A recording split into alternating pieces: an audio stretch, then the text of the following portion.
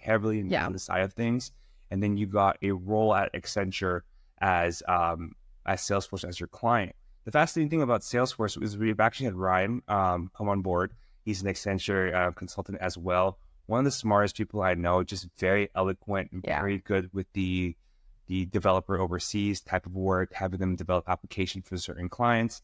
And I was mentioning in my interview with, or my podcast with Ryan, similar thing at Google, where I was managing a team of about 20 or so Accenture folks in the Philippines and the US to help build out cloud's infrastructure for like our approval system, right? Hmm. So can you talk about what it was like as a working at Accenture as a consultant, and what did you learn from that experience? Yeah, and that was a great experience. It was like an amazing first job out of undergrad. Mhm. So when you do like the consulting route out of undergrad, you're put into like a program. They called it like the consulting analyst program. And Uh-huh. you're basically told like, hey, go explore different projects, different industries. And then when you get promoted to the consultant level, which is like 2 levels above, usually 2 to 3 years, that's when you specialize.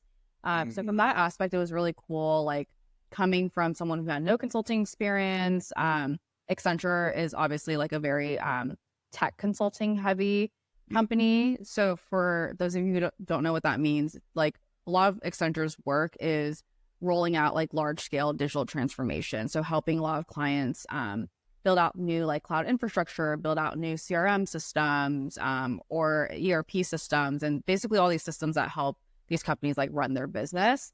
Um, so having that flexibility of like not aligning to a certain industry from the get go was really cool to do a lot of exploration. And a lot of what you were talking about, what you interviewed Ryan about in terms of like speaking the language to developers. Like I was never technical, but the roles I was always in never required me to be technical. So I was always like a business analyst, like working with the client to understand their requirements, to understand like their priorities, to understand how their business ran. And then I would basically be like the middleman to communicate what the vision was with the developers, both onshore and offshore, like overseas.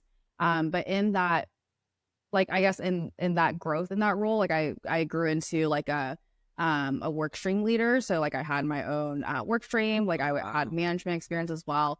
In that experience, like I started realizing how much like I, even though my management was like, you don't need to go like learn Salesforce or get the certifications, I was like, I want to be more effective. And I feel like Yeah. to be more effective, you have to actually learn how the technology runs, like not necessarily how to code, but you have to understand like what the developers are thinking in terms of like trade-offs. So I went and got like a few of my Salesforce certifications. But yeah, Accenture was basically like my taste, like my first taste into like the tech world. That's awesome. And Tiff kind of mentioned something really important there, is that if you do kind of pursue a like in consulting or role in consulting, you're going to be put on clients like Chevron, like Salesforce, like Google, many different clients, right? And the best consultants I've ever worked with were really familiar with how the technology work, and they're really familiar with the ins and outs of their client's business. So Tiffany, she actually put the work in, got the certificates for Salesforce, and then when she went to work with the client, she was able to really speak their language and really maneuver around the technology.